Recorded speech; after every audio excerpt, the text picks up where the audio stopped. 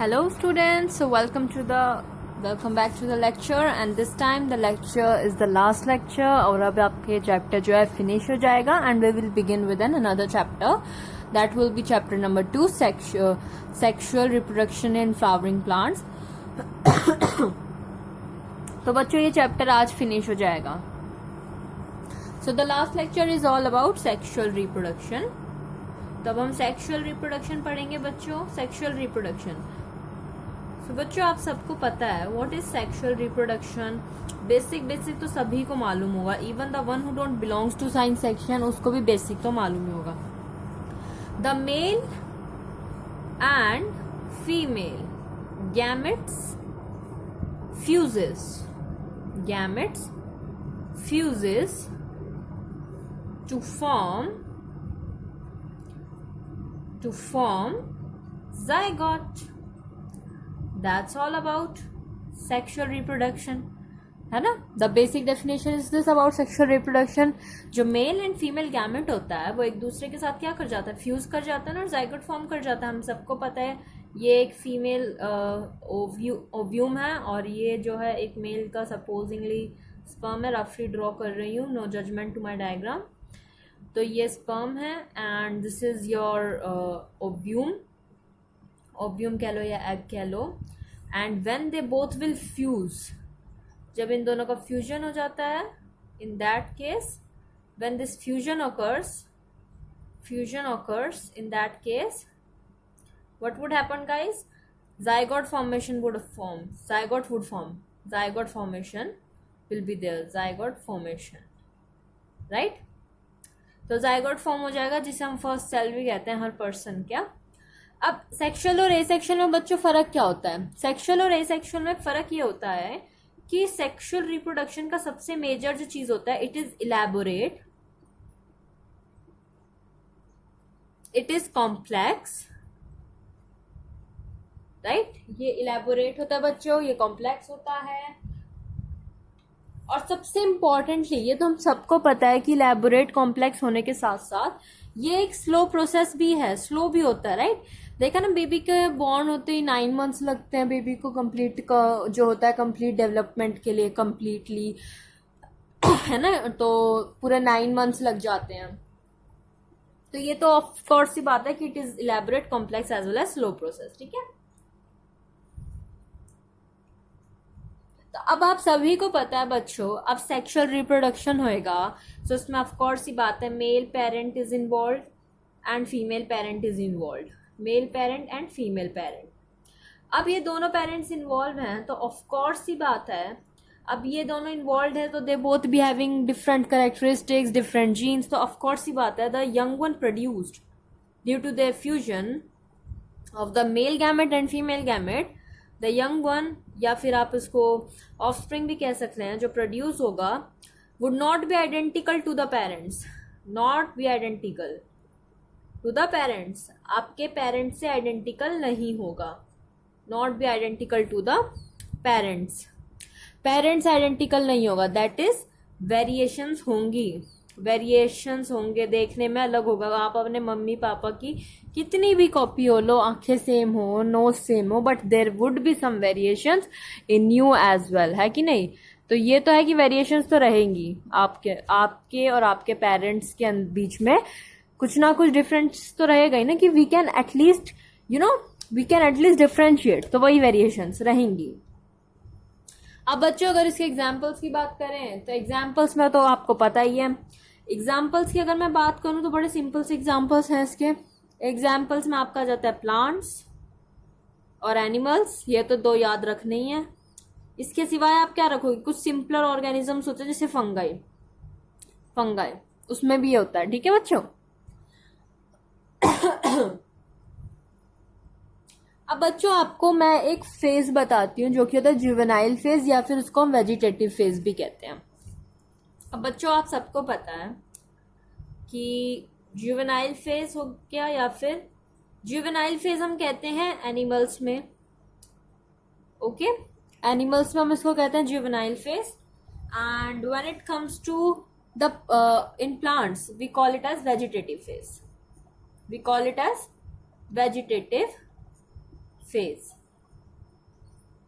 among the plants we call as vegetative phase. ठीक है।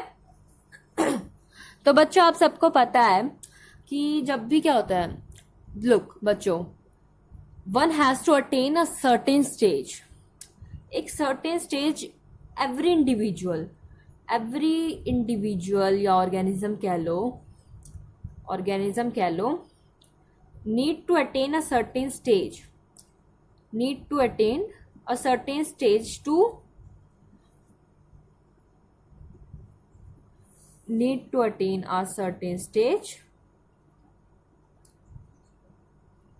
For growth and maturity, ताकि growth हो सके और मैच्योरिटी हो सके। तो ग्रोथ और मैच्योरिटी के लिए, ग्रोथ प्लस मैच्योरिटी के लिए एक इंडिविजुअल को क्या करना होगा, एक सर्टेन स्टेज जो है अटेन करनी ही होगी फॉर ग्रोथ एंड मैच्योरिटी। और अब जब तक वो सर्टेन स्टेज रीच नहीं होगी वो रिप्रोडक्टिवली एक्टिव नहीं हो सकता है, वो रिप्रोडक्शन के लिए सुटेबल नहीं है। So before sexual reproduction one has to reach a certain age, certain stage कह लो, या फिर for proper growth and maturity. उससे पहले it will be unhealthy for your life अगर उससे पहले you involve yourself in any sexual activity before reaching that stage, तो it would be harmful for you as well as for your health and even for the, अगर supposingly pregnancy होकर हो भी जाती है, so for the upcoming child also it would be harmful. Pre pregnancy जिसे हम कह देते हैं, तो वो सही नहीं होती है। तो अगर वो हो जाए so it won't be safe. Okay students, so अब उस फेज को हम क्या कहते हैं, जुवेनाइल फेज, जिसमें हमें एक पर्टिकुलर स्टेज को तो रीच करना ही पड़ेगा सेक्सुअली एक्टिव होने के लिए। और प्लांट्स में उसे क्या कहते हैं, वेजिटेटिव फेज। अब जो फीमेल्स होते हैं ना बच्चों ऑफ प्लेसेंटल मैमल्स, देखो जो फीमेल्स होती हैं ऑफ प्लेसेंटल मैमल्स, जो प्लेसेंटा की साथ होती हैं फीमेल्स ऑफ प्लेसेंटल मैमल्स, ये क्या करती हैं बच्चों, ये एग्जिबिट करती हैं, they exhibits cyclic changes, they exhibit cyclic changes in the ovary, and accessory ducts activities। जो फीमेल्स होती है प्लेसेंटल मैमल्स की, वो क्या करती हैं, फीमेल्स जो होती हैं प्लेसेंटल मैमल्स की, वो साइक्लिक चेंजेस एग्जिबिट करती हैं उनकी ओवरी की और एक्सेसरी डक्ट की एक्टिविटीज में, जिसे हम मेंस्ट्रुअल साइकिल भी कहते हैं। उस साइकिल को, साइक्लिक चेंजेस में वही है, मेंस्ट्रुअल साइकिल आ जाती है आपकी, और दूसरे ऑर्गेनिजम्स में हम उसको स्ट्रेस साइकिल कहते हैं, वो भी हम पढ़ेंगे। तो जो फीमेल्स होती है प्लेसेंटल मैमल्स की, वो साइक्लिक चेंजेस बच्चों ओवरी में और एक्सेसरी डक्ट्स में करती हैं, की एक्टिविटीज में करती है, टू बी मोर प्रिसाइज, यानी कि उनके फंक्शनिंग में करती हैं, एक्टिविटीज में। और ये हार्मोन्स में भी चेंजेस करती हैं, ऑल्सो इन हार्मोन्स भी देखते हैं, हार्मोन्स ऑल्सो चेंजेस, है ना।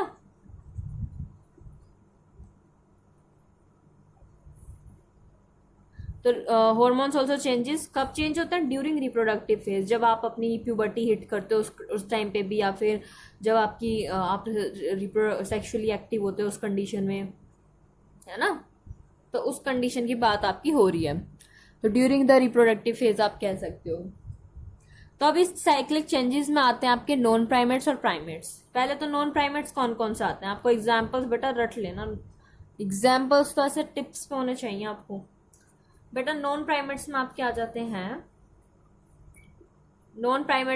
जाते हैं, dear, dogs, tiger, cause,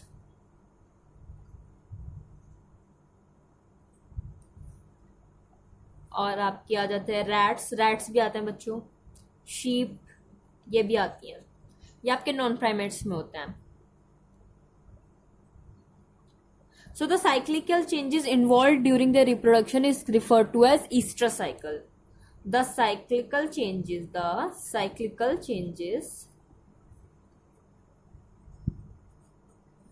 involved in their reproduction, बच्चों इसके नोट्स आपको चाहिए हो बच्चों अगर आपको इसके नोट्स चाहिए हो तो डू टेल मी, मैं आपको इसके नोट्स भी प्रोवाइड कर दूंगी इस पूरे चैप्टर के, पर आपको बताना पड़ेगा। तो काउज रैट्स होते हैं, ये साइक्लिक चेंजेस इन्वॉल्व करते हैं in the reproduction, in reproduction. और उस साइक्लिक चेंजेस को हम क्या कहते हैं? Reproduction refers to as, the cyclic changes refers to as oestrus cycle. अब ईस्ट्रस की स्पेलिंग देख लो, OESTRUS, ईस्ट्रस साइकिल, इसको हम ईस्ट्रस साइकिल कहते हैं। ठीक है, ये साइक्लिकल चेंजेस को हम ईस्ट्रस साइकिल कहते हैं बच्चों। और अगर यही सेम चेंजेस प्राइमेट्स में हो रहे हो, अब प्राइमेट्स में कौन कौन आ जाते हैं बच्चों? प्राइमेट्स में एक तो ह्यूमंस खुद आ जाते हैं, मंकीज आ जाते हैं हमारे एंसेस्टर्स, एप्स आ जाते हैं, they are also primates, apes आ गए, ये इसके एग्जाम्पल्स हैं। ठीक है, so the cyclic changes involve in their reproduction is refers to as, इनका साइक्लिक चेंजेस को हम क्या कहेंगे बच्चों, बता दो। ये तो आपको पता ही होगा, हमारे साइक्लिक चेंजेस में क्या कहते हैं फीमेल्स के, जो ह्यूमंस में होता है, that is referred to as menstrual cycle. Female की बात हो रही है बेटा, ठीक है, that is refers to as menstrual cycle. ठीक है बच्चों, तो इसको मेंस्ट्रुअल साइकिल कहते हैं। अब इसके आपको एग्जाम्पल्स टिप्स पे होने चाहिए, क्योंकि एग्जाम्पल्स बहुत इंपॉर्टेंट होते हैं। आइए अब हम थोड़ा जो अभी तक हमारा रिप्रोडक्शन चल रहा है, सेक्सुअल रिप्रोडक्शन, अब हम इसको थोड़ा डिटेल्ड में पढ़ते हैं।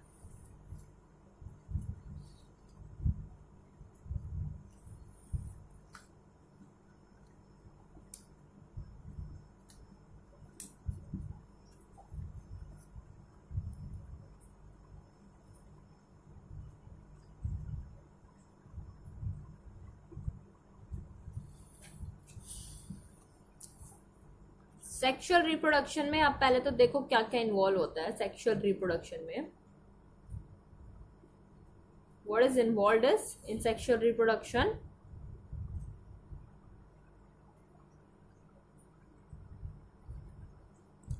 फ्यूजन ऑकर्स होती है। फ्यूजन किसकी बच्चों, किसकी फ्यूजन होती है? Mail and female gamete, fusion of male and female gametes, fusion of male and female gametes, ये पहली फ्यूजन होती है, fusion of male and female gametes होती है। उसके बाद सेक्सुअल रिप्रोडक्शन में fusion of male female gametes के बाद आपका फॉर्मेशन ऑफ जायगोट,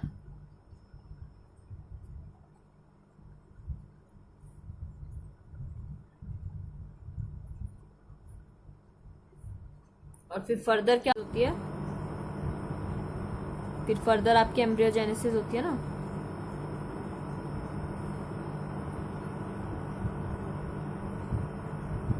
ठीक है, तो ये होता है आपका, फिर फर्दर एम्ब्रियोजेनेसिस होता है। अब इसमें 3 तरीके की आप पढ़ेंगे, एक तो होती है पोस्ट फर्टिलाइजेशन, सॉरी बच्चों, एक तो आपकी होती है प्री फर्टिलाइजेशन,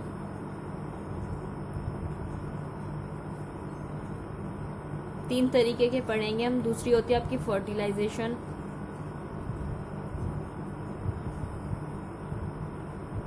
और तीसरी आपकी होती है बच्चों post fertilisation.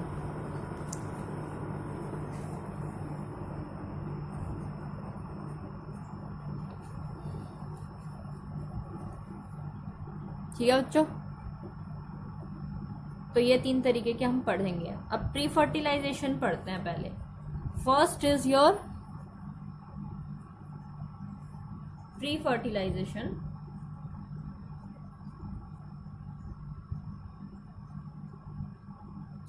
And pre fertilization include is 2 types. Pre fertilization में 2 चीजें इंक्लूडेड होती हैं। एक तो आपका होता है gametogenesis,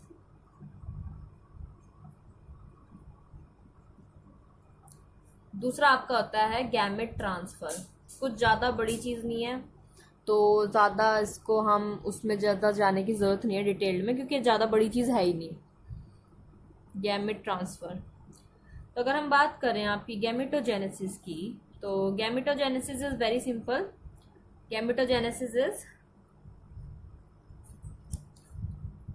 Gametogenesis refers to as the process of formation of gametes.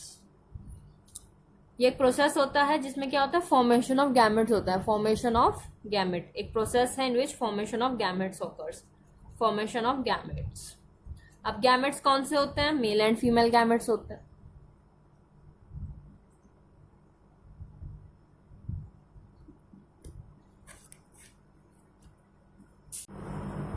Gametes कौन से होते हैं बेटा, मेल एंड फीमेल गैमेट्स होते हैं। और क्या होते हैं वो गैमेट्स, कौन कैसे होते हैं, वो हैप्लॉइड होते हैं, राइट। हैप्लॉइड समझते हैं ना आप बच्चों।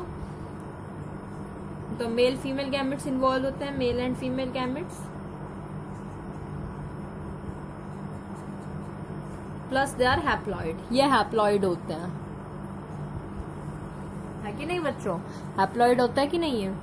और गैमेट ट्रांसफर क्या होता है, गैमेट ट्रांसफर कुछ भी नहीं है, gamete transfer is very simple, बस क्या होता है, transfer of male gamete to the female gamete, बस इतना लिख के आना है आपको। आप और प्रिसाइजली लिख के आना चाहते हो तो लिख सकते हैं ट्रांसपोर्ट, कुछ इस तरीके से लिख सकते हैं आप, ट्रांसपोर्ट ऑफ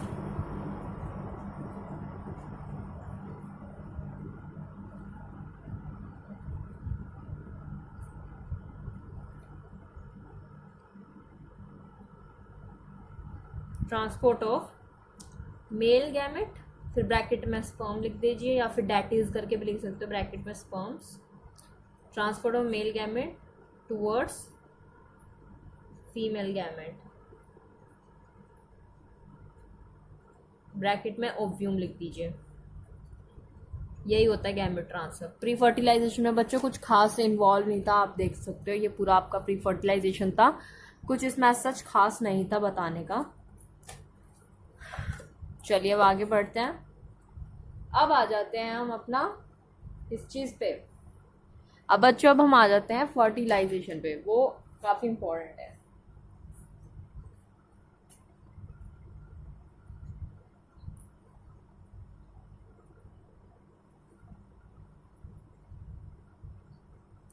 अब फर्टिलाइजेशन पे आते हैं, तो अब ये तो हम कई बार बात कर चुके हैं कि इसमें फ्यूजन होता है गैमेट्स का, मैं कई बार बता चुकी हूँ। तो it involves fusion of gametes, fusion of gametes involve होता है, fusion of gametes, okay.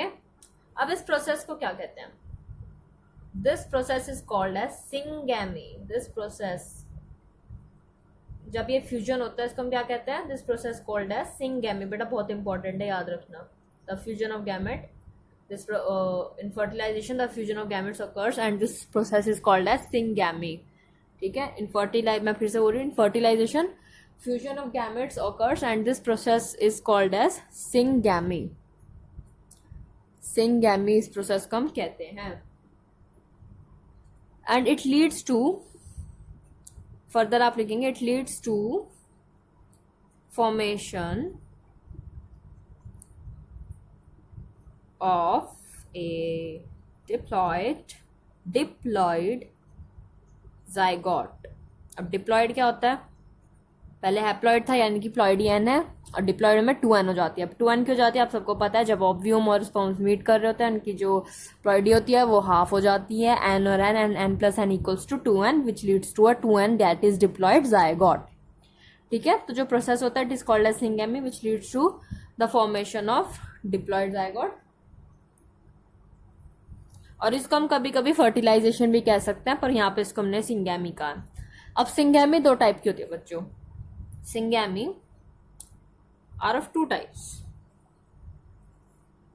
Syngamy are of two type, one is internal syngamy, another one is external syngamy, और you can say internal fertilization और external fertilisation.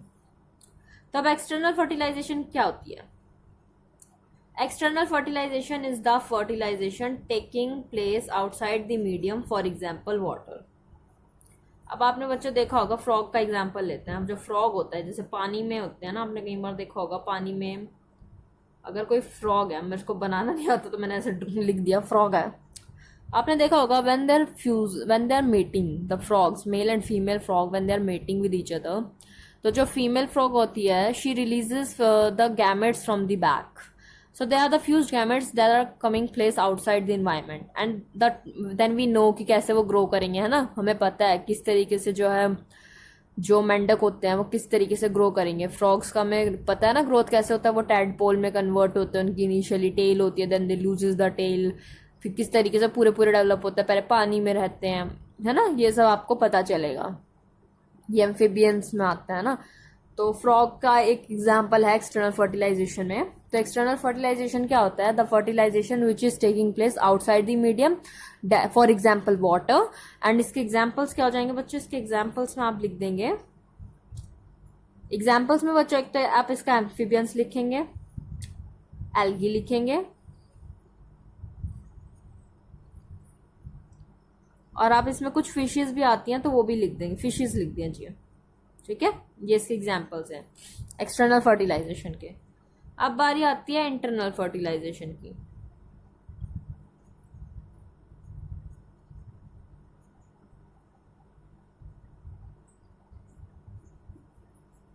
Internal fertilization क्या होता है, of course the syngamy is taking place inside the body is called as internal fertilization. अब इसमें कौन कौन से ऑर्गेनिजम्स इंक्लूड होता है, examples again and again very important बेटा, एग्जाम्पल्स बहुत अच्छे से याद रखना।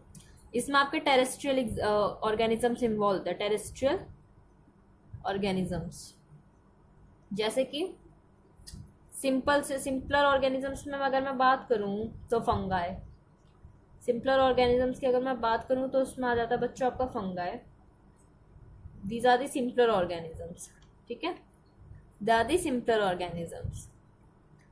टेरेस्ट्रियल ऑर्गेनिज्म से सिंपलर ऑर्गेनिज्म से फंगाई हो जाता है आपका। एंड अगर मैं बात करूं आपके थोड़े से कॉम्प्लेक्स ऑर्गेनिजम्स की या हायर एनिमल्स की, कॉम्प्लेक्स ही छोड़ो, हायर एनिमल्स की अगर मैं बात करूं तो हायर एनिमल्स में आपके आ जाते हैं बर्ड्स एंड रेप्टाइल्स। बर्ड्स तो पता ही है, रेप्टाइल्स में आपकी छिपकलियां, birds and reptiles, and mammals भी आएंगे आपके, एंड मैमल्स। अब मैमल्स में आप कैसे कहेंगे, मैमल्स लाइक ह्यूमंस, मैमल्स में आप क्या कहेंगे, आप mammals for example humans, mammals like humans, mammals like sorry बच्चों ह्यूमंस, अरे मैमल्स में प्लांट्स लिखेंगे, human mammals like plants, sorry बच्चों सॉरी, मैमल्स लाइक प्लांट्स। अब प्लांट्स में आपके कौन कौन से एग्जाम्पल्स आ जाते हैं, प्लांट्स में आप क्या जाएंगे बच्चों, ह्यूमन सीधा प्लांट्स था, वेरी सॉरी, ब्रायोफाइट्स,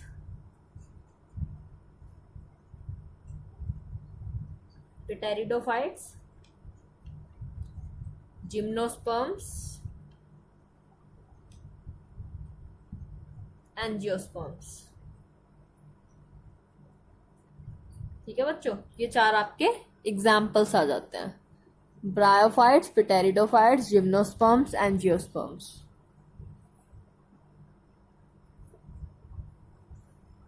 अब आते हैं बच्चों हम एक छोटा सा टॉपिक मैं बीच में लाना चाहूंगी, that is parthenogenesis.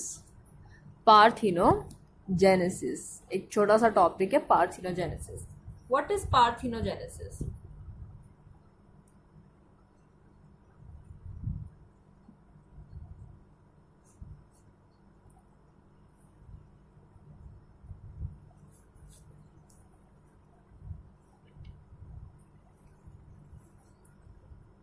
When the female gamete of an organism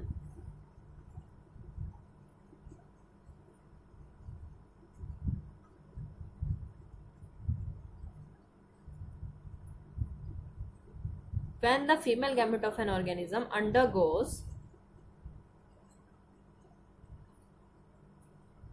when the female gamete of an organism when the female gamete of an organism undergoes development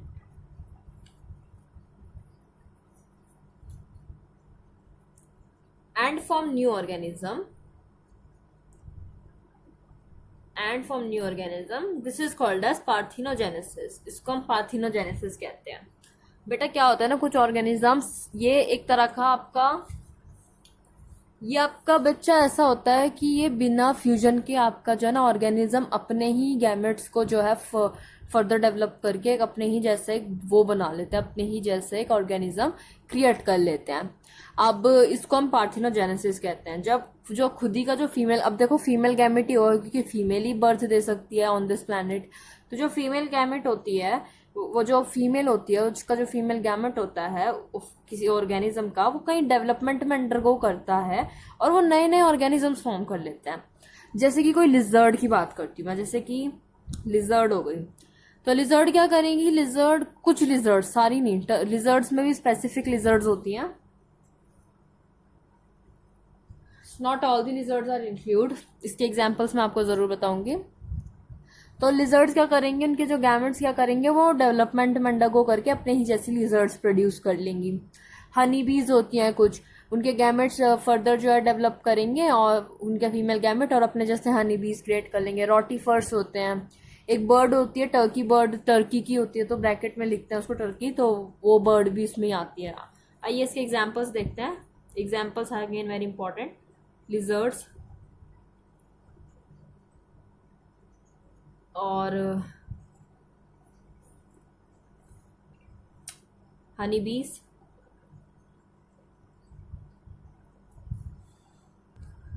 हाँ तो बच्चों इसके एग्जाम्पल्स में लिजर्ड्स, हनी बीज आ गया और आपके आ गए रोटीफर्स और आपकी बर्ड में आ गई टर्की, टर्की बर्ड, बर्ड्स। इस तरीके से लिखना है बच्चों, बर्ड्स और फिर ब्रैकेट में टर्की। ठीक है, ये आपका पार्थिनोजेनेसिस में आता है बच्चों। इसको एक सेक्सुअल रिप्रोडक्शन टाइप भी मान सकते हो। आपने पढ़ा था ना, मैं आपको एपोमिक्सिस बता रही थी, उसमें मैंने आपको एग्जाम्पल दिया था पार्थिनोजेनेसिस एपोमिक्सिस का। यही है पार्थिनोजेनेसिस, है कि नहीं? कि देखो सेक्सुअल पार्ट इन्वॉल्व है। देखो जैसे फ्लावर का क्या होता है, सेक्सुअल पार्ट है but still it is acting as an asexual reproduction. अब ये देख लो गैमेट्स क्या होते हैं, सेक्सुअल पार्ट्स होता है, इन्वॉल्वमेंट उसका सेक्सुअल रिप्रोडक्शन में होता है, लेकिन यहाँ पर वो as an asexual reproduction act कर रहे हैं। तो it is an example of apomixis to parthenogenesis.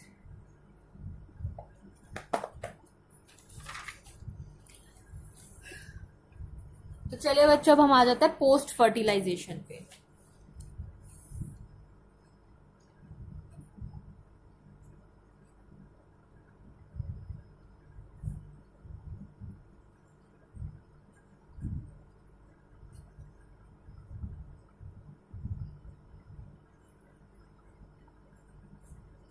Post fertilization में बच्चों जो जो जाइगोट होता है ना, पहली बात तो जो जाइगोट फॉर्मेशन होती है ये तो यूनिवर्सल है कि हर ऑर्गेनिज्म में फ्यूजन के बाद मतलब फ्यूजन होएगी और फिर जाइगोट होएगा।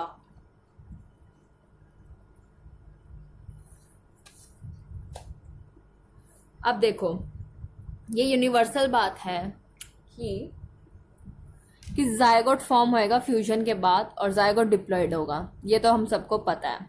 अब वो चीज़ आप इसमें लिख देना जो मैंने अभी बता दिया आपको वर्बली। और जो सेकंड पॉइंट है इसका, इसी का सेकंड पॉइंट जो है बहुत इंपॉर्टेंट है।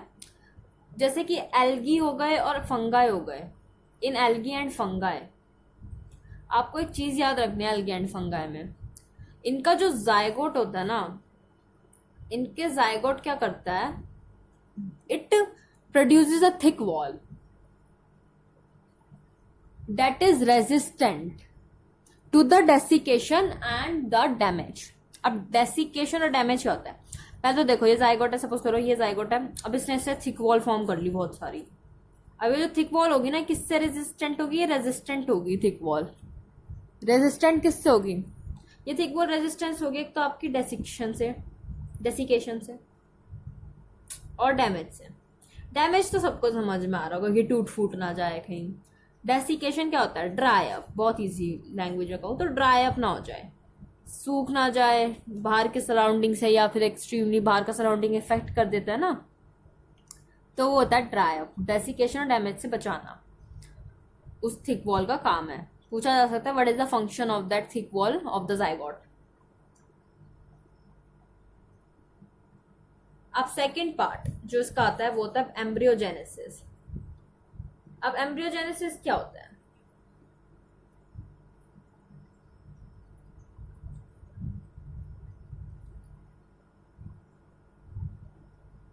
Process of development of embryo from the zygote is referred to as embryogenesis.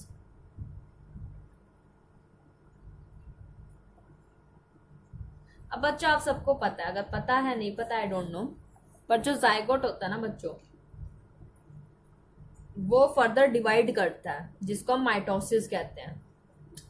आपको मैं एक डायग्राम दिखाती हूँ, वैसे तो वो आपके अगले चैप्टर में है, आने वाले आगे के चैप्टर में है, पर मैं आपको दिखा देती हूँ. ह्यूमन रिप्रोडक्शन, ये देखो इसमें है, ये चैप्टर आपका है चैप्टर नंबर 3 है ये. इसमें आपको एक डायग्राम दिखाती हूँ, ये वाला आप देख रहे हो बच्चों, ये एम्ब्रियोजेनेसिस हो रहा है. देख रहे हो कैसे डिवाइड करके ये एम्ब्रियो में कन्वर्ट हो रहा है. पहले एम्ब्रियोजेनेसिस ही हो रहा है. तो ये जाइगोट से कई सारे सेल्स, देखो पहले फ्यूजन हो रहा है, फ्यूजन ऑकर्स, फिर देखो फॉर्म होते जा रहे हैं, फर्दर डिवीजन हो रहा है. इसको हम माइटोसिस कहते हैं. ये आपको डिटेल्ड में मैं आगे पढ़ाऊंगी, डोंट वरी. तो इसको माइटोसिस कहते हैं बच्चों, कि जाइगोट से इस तरीके से कितने सारे डिवीजन होते हुए दिख रहा है ना बच्चों आपको. Page number 52 of your NCERT. देख रहे हो ना बच्चों किस तरीके से डिवीजन हो रहा है. कैन यू सी, कई सारे स्पर्म्स ने अटैक करा पहले उस पे, and then you can see इसके बाद 2 ब्लास्टोमेर्स. या ब्लास्टोमेर्स मैं आपको तभी बताऊंगी जब हम पढ़ेंगे. तो इस तरीके से चीजें होती हैं बच्चों. तो फर्दर बस मुझे ये दिखाना आपको डिवीजन हो रहा है, अभी इतना ही देख लो आप. मैं अभी डिटेल्ड में आपको एक्सप्लेन ये इसी चैप्टर में करूंगी, पर डिवीजन के लिए आपको ये डायग्राम से रिफर कर लो. देखो ऐसे डिवीजन होते हैं बच्चों, और इस डिवीजन को माइटोसिस कहते हैं, और ये जाइगोट डिवाइड करता है. ठीक है, तो ये मैं आपको बताना चाहती थी.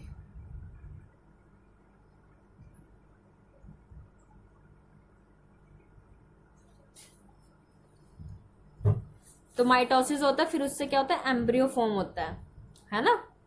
तो इसी को हम एम्ब्रियोजेनेसिस कहते हैं.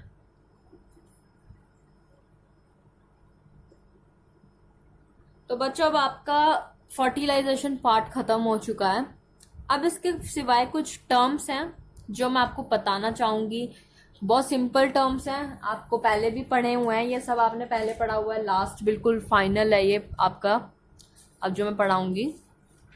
तो आपने बच्चों ये सब पहले भी पढ़ रखा होगा, बट अभी भी ये लास्ट ही है.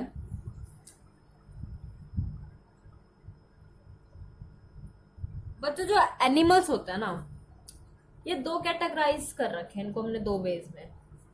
एक तो ओवीपेरस और एक होता है आपका वीवीपेरस. सुने होंगे वर्ड्स, फैमिलियर लग रहे हैं. ओवीपेरस जो एग प्रोड्यूस करते हैं ऑर्गेनिज्म, अगर लेमन लैंग्वेज में बोलूं, वीवीपेरस जो यंग वंस प्रोड्यूस करते हैं एनिमल्स, राइट. तो that is oviparous and viviparous among animals. अब अगर मैं ओवीपेरस, अब देखो अब हमें इनको ये किस बेस पे हमने इनको कैटेगराइज करा हुआ है, ये क्वेश्चन अराइज होता है. On what basis this animals has been categorized into oviparous and viviparous. So the answer comes here is that they are categorized on the basis of whether the fertilization, that is whether when the zygote, when the fusion of the gametes occurs and the zygote forms. So the development of the zygote, does it takes place outside the body or inside the body of the living organism? That is the female parent. अब बाहर हो रही है, जैसे कि frogs के case में देखा गया हमने, बाहर हो रही है, फीमेल की बॉडी के अंदर नहीं होती है. लेकिन एनिमल्स की बात करें, ह्यूमंस की बात करें, तो इंटरनली होती है डेवलपमेंट सारी की सारी. तो what is this? This is what we, that's why the reason we have categorize them into 2, that is oviparous and viviparous. तो आइए पढ़ते हैं डिटेल में. ओवीपेरस क्या होता है और वीवीपेरस क्या होता है.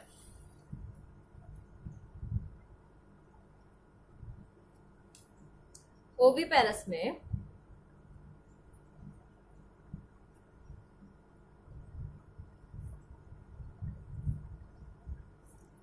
organisms like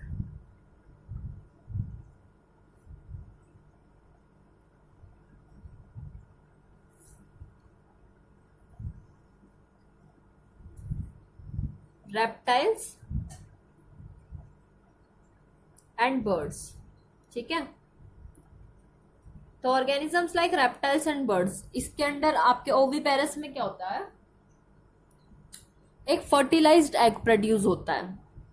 जैसे कि ऑर्गेनिजम्स हो गए रेप्टाइल्स और बर्ड्स, इसमें क्या होगा, रेप्टाइल्स में हमने सबने देखे होंगे यार, छिपकली के अंडे सारे कोने में पड़े मिलेंगे, हर जगह मिल जाते हैं वो, ठीक है, वही ओविपेरस है, याद कर लेना छिपकली के अंडे देख के।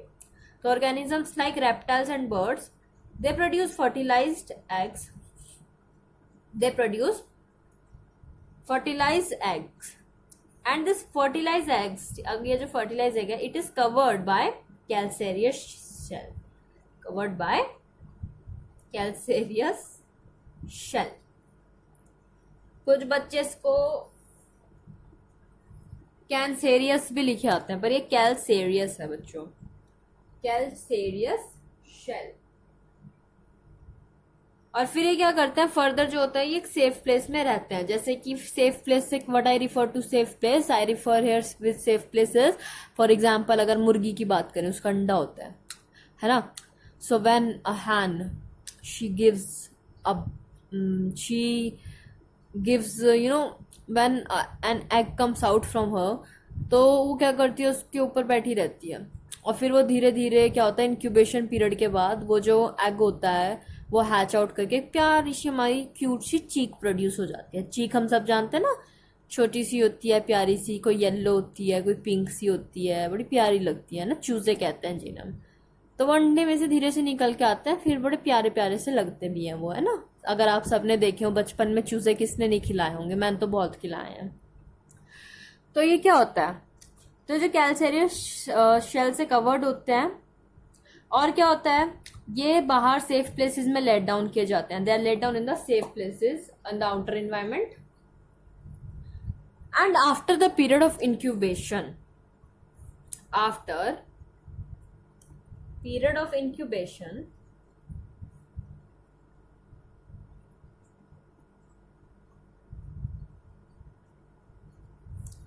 दे हैच आउट, दे कह लो या फिर यंग वंस कह लो, यंग वंस हैच आउट, हमारे प्यारे बच्चे बाहर आ जाते हैं, young ones hatch out. Got it.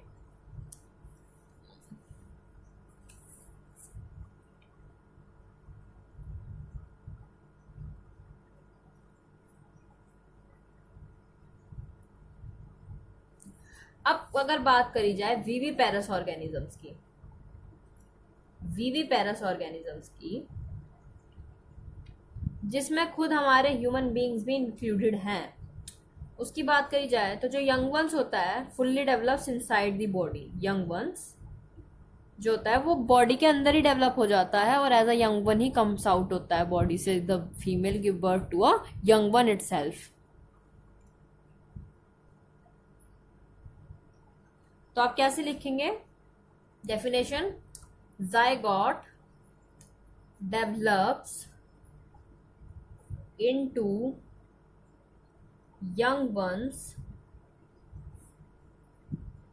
inside the female body, या mother body inside the female body। Okay,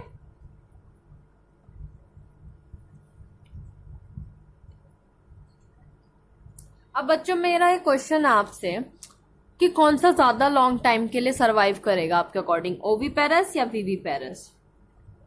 बच्चों इस क्वेश्चन का आंसर हमेशा पता है किस पे बेसिस होना चाहिए, कौन कितना ज्यादा एक्सटर्नल सराउंडिंग पे डिपेंड करता है, कितना ज्यादा उसका सर्वाइवल एक्सटर्नल सराउंडिंग पे है। अब एक्सटर्नल सराउंडिंग पे तो अगेन यहाँ तो स्कैरसिटी हो सकती है एक्सटर्नल सराउंडिंग की, इंटरनली भी हो सकती है, बट वो एक अलग चीज है ना। बॉडी तो सब प्रोवाइड कर देगी, लेकिन एक्सटर्नल सराउंडिंग में आप सपोज करो कहीं ऐसी जगह बच्चा हो गया, वहाँ फेवरेबल कंडीशन, या कितनी बार क्या होता है ना, जब एग बॉर्न हो रहा, जब एग को जो कम्स आउट फ्रॉम दी हैन, जब हैन एग को अंडा बाहर आता है मुर्गी का, तो मुर्गी क्या करती है, कई बार उसकी डेथ हो जाती है बेचारी की, because it really takes pressure on to the mother. तो फिर बच्चा जब बाहर आ जाता है उसका, तो फिर उसके बाद वो उसको आगे फर्दर जो होता है ना इंक्यूबेशन पीरियड होता है, उसमें वो बच्चा बेचारा जा नहीं पाता एंड इवेंचुअली डाइज। तो थोड़ा एक्सटर्नल सराउंडिंग्स पे डिपेंड कर जाता है ना।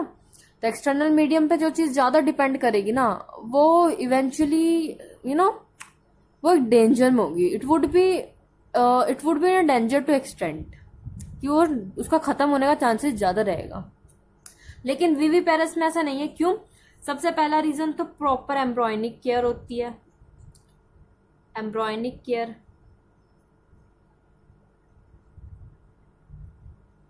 प्लस प्रोटेक्शन होती है। Due to proper embryonic care and protection,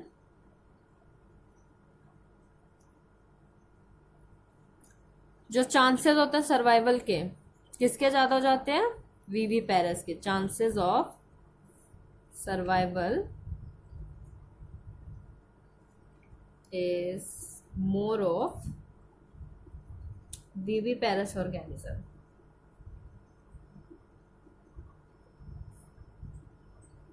ठीक है, ओके।